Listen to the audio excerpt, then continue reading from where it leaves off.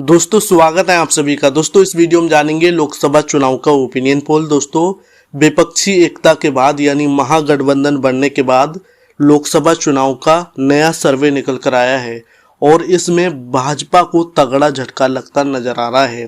तो इस वीडियो में जानेंगे इस बार किस पार्टी को कितनी सीटें केंद्र में मिल सकती हैं, कौन सी पार्टी सरकार बनाती दिख रही है, इस वीडियो में देखेंगे। तो वीडियो को लाइक करना और ऐसे ही वीडियो देखने के लिए चैनल को सब्सक्राइब कर लीजिए और सबसे पहले कमेंट करके बताइए आपको क्या लगता है इस बार यानी 2024 में अगले साल लोकसभा चुनाव होने वाले हैं, तो इस बार किस पार्टी की सरकार बन सकती है। कमेंट करके अपनी राय जरूर दीजिए।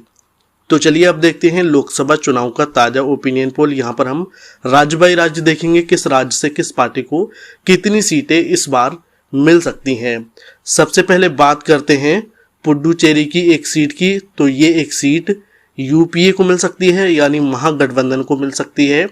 वहीं बात करें अंडमान निकोबार की एक सीट की, तो ये एक सीट भी यूपीए के खाते में जा सकती है। वहीं बात करें उत्तराखंड की 5 लोकसभा सीटों की, तो इन 5 सीटों में से एनडीए को 2 सीटें मिल सकती हैं और यूपीए को यहाँ पर 3 लोकसभा सीट मिलती दिखाई दे रही हैं। वहीं अगले राज्य की बात करें तो अगला राज्य है आंध्र प्रदेश। यहाँ पर हैं कुल 25 लोकसभा सीटें और इन 25 सीटों में से एनडीए को 9 सीटें मिल सकती हैं, यूपीए को 12 सीटें, जबकि अन्य के खाते में यहाँ पर 4 लोकसभा सीट जाती दिखाई दे रही हैं। वहीं अगले राज्य की बात करें तो अगला राज्य है असम। यहाँ पर हैं कुल 14 लोकसभा सीटें। इन 14 सीटों में से एनडीए को मिल सकती हैं 5 सीटें, यूपीए को 7 सीटें मिल सकती हैं, जबकि अन्य के खाते में 2 सीटें जा सकती हैं। वहीं अगले राज्य की बात करें तो अगला राज्य है मेघालय। यहाँ पर 2 सीटें हैं और इन 2 सीटों में से एक सीट एनडीए को मिल सकती है, जबकि एक सीट यूपीए को मिल सकती है। वहीं अगले राज्य की बात करें तो अगला राज्य है गोवा। यहाँ पर भी 2 सीटें हैं और इन 2 सीटों में से एक सीट एनडीए को मिल सकती है, एक सीट यूपीए को मिल सकती है। वहीं झारखंड की 14 लोकसभा सीटों की बात करें तो इन 14 सीटों में से एनडीए को 5 सीटें मिल सकती हैं, यूपीए को 8 सीटें, जबकि अन्य के खाते में एक सीट जा सकती है। नागालैंड की एक सीट की बात करें तो ये एक सीट यूपीए के खाते में जा सकती है। वहीं अरुणाचल प्रदेश की 2 सीटों की बात करें तो ये दोनों सीट एनडीए को मिलती दिखाई दे रही हैं।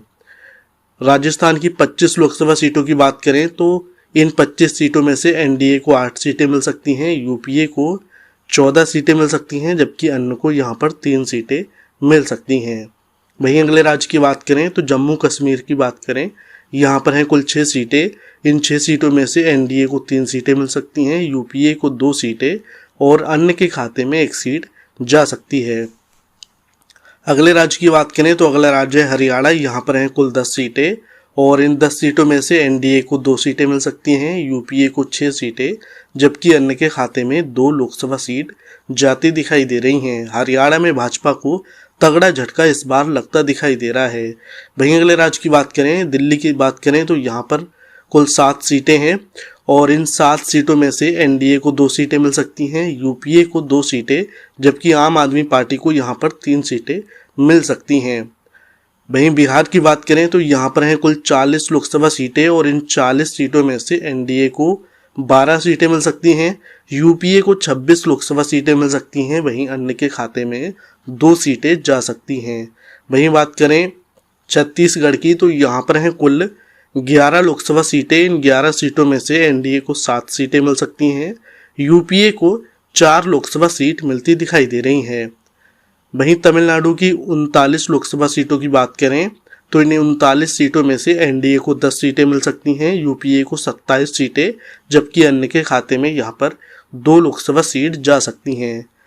वहीं गुजरात की बात करें तो यहाँ पर हैं कुल 26 लोकसभा सीटें और इन 26 सीटों में से एनडीए को 14 सीटें मिल सकती हैं, यूपीए को 9 सीटें, जबकि अन्य के खाते में 3 सीटें जा सकती हैं। वहीं अगले राज्य की बात करें तो अगला राज्य है पश्चिम बंगाल और यहाँ पर हैं कुल 42 लोकसभा सीटें। इन 42 सीटों में से एनडीए को यहाँ पर 12 सीटें मिल सकती हैं, यूपीए को 8 सीटें, जबकि तृणमूल कांग्रेस को यहाँ पर 22 लोकसभा सीटें मिल सकती हैं। वहीं अगले राज्य की बात करें तो अगला राज्य है मध्य प्रदेश और यहाँ पर हैं कुल 29 लोकसभा सीटें।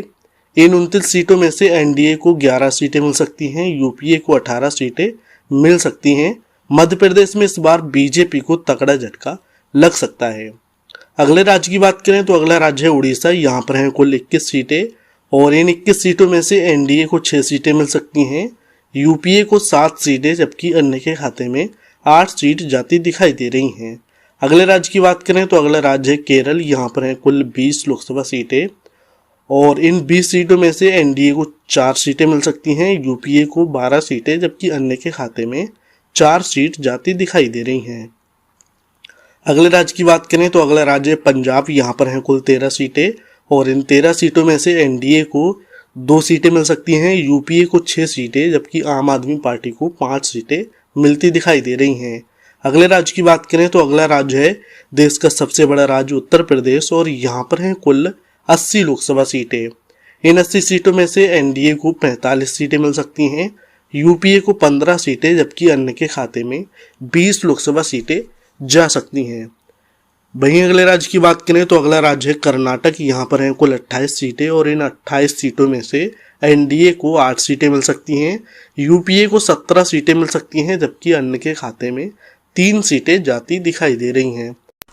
महाराष्ट्र की बात करें तो यहाँ पर हैं कुल 48 लोकसभा सीटें और इन 48 लोकसभा सीटों में से एनडीए को मिल सकती हैं 12 लोकसभा सीटें, जबकि यूपीए को यहाँ पर 36 लोकसभा सीटें मिल सकती हैं। इस बार महाराष्ट्र में भाजपा को तगड़ा झटका लग सकता है, भाजपा का सुपड़ा साफ हो सकता है। एक्सपर्ट की तो ये भी मानना है एक्सपर्ट का कि महाराष्ट्र में इस बार बीजेपी को 2 अंकों से कम सीटें मिल सकती हैं, यानी 8-9 सीटें ही मिल सकती हैं महाराष्ट्र में, ऐसा एक्सपर्ट का मानना है। लेकिन यहाँ पर सर्वे में 12 सीटें मिलती दिखाई दे रही हैं बीजेपी को और कांग्रेस को यहाँ पर यानी महागठबंधन को यहाँ पर 36 लोकसभा सीटें 48 में से मिलती दिखाई दे रही हैं। वहीं अगले राज्य की बात करें तो अगला राज्य है मणिपुर। यहाँ पर हैं कुल 2 सीटें और ये दोनों सीट यूपीए को मिल सकती हैं। यहाँ पर भाजपा को तगड़ा झटका लगता दिखाई दे रहा है। अगले राज्य की बात करें तो अगला राज्य तेलंगाना। यहाँ पर हैं कुल 17 लोकसभा सीटें और इन 17 सीटों में से एनडीए को 2 सीटें मिल सकती हैं, यूपीए को 8 सीटें, जबकि अन्य के खाते में यहाँ पर 7 सीटें जा सकती हैं। त्रिपुरा की बात करें तो यहाँ पर हैं 2 सीटें और ये दोनों सीट यूपीए को मिल सकती हैं। वहीं बात करें हिमाचल प्रदेश की 4 लोकसभा सीटों की तो इन 4 सीटों में से 1 सीट एनडीए को मिल सकती है, जबकि 2 सीट यहाँ पर यूपीए को और 1 सीट अन्य के खाते में जा सकती है। वहीं बात करें सिक्किम की तो यहाँ पर 1 सीट है और ये 1 सीट एनडीए को मिल सकती है। अगले राज्य की बात करें दादरा और नगर हवेली की बात करें तो यहाँ पर 1 सीट है और ये 1 सीट यूपीए के खाते में जा सकती है। तो दोस्तों यहाँ पर सभी 543 लोकसभा सीटों का ओपिनियन पोल निकल कर आ चुका है। तो आपको क्या लगता है इस बार किस पार्टी की सरकार बन सकती है? केंद्र में कमेंट करके जरूर बताइए। केंद्र में कुल 543 लोकसभा सीटें हैं और यहाँ पर बहुमत के लिए 272 सीटों की जरूरत होती है। जिस पार्टी के पास 272 सीटें होंगी वह केंद्र में अपनी सरकार बना सकती है। तो कमेंट करके बताइए इस बार किस पार्टी की सरकार बन सकती है। क्या महागठबंधन से यहाँ पर महागठबंधन की सरकार बन सकती है या फिर से तीसरी बार बीजेपी अपनी सरकार बना सकती है? कमेंट करके जरूर बताइए और इस वीडियो को लाइक कीजिए, शेयर कीजिए, चैनल को सब्सक्राइब कर लीजिए। वीडियो देखने के लिए धन्यवाद।